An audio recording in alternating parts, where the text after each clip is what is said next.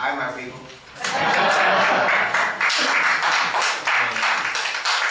Thank you for hosting us, Marina Bay. My name is Henry Washington, and I think the single greatest challenge to Richmond is the lack of accountability, autonomy, and a professional level of decorum from your city leaders. And because there's that lack of autonomy, accountability, and a certain level of decorum, we can't come together, which leads to a challenge representing a broad populace that is Richmond. I think the confidence in the city is low because of the antics that have happened while we try to take care of city business. This spills over in our ability to draw new business if we don't show a united front. This spills over in challenges that we're having in our school district, where there's not a higher level of math being taught to all the students. There's not 4 years of English being taught to all the students. So if and when those that do graduate, they're not prepared for a certain level of higher education, therefore they cannot qualify for higher paying jobs. I'm saying that all of these things can be traced back to the deterioration of respect for one another in city leadership.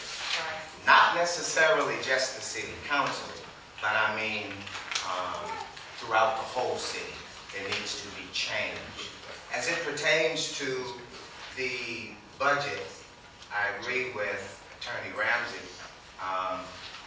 Richmond is in a very difficult situation. In a former city council forum, I heard mayoral candidate Boucher say that a city audit needs to take place so we can potentially reassess and reallocate where funding should be going. Now, we're doing things according to certain momentum, business as usual, but Richmond has got great potential. Why do I think I deserve your vote? Above and beyond the fact that my grandfather was the first African-American policeman in Richmond, and above and beyond the fact that my uncle served on the city council for 4 terms, I represent a different part of Richmond. I dropped out of school here in Richmond after going to almost every high school in the city. Hello? That was me. I worked at this Safeway when it blew up and caught on fire. It was because we didn't have a contract and were working without a union contract for over a year. I was displaced. Okay? One of my former employees, both of my former employees are here. I won't embarrass them, but they helped me to begin a career where I turned my life around. And for 20 years, I worked in this industry. I'm happy to tell you that in the spring, I'll be graduating with a double master's from the Graduate Theological Union at Cal Berkeley. I represent,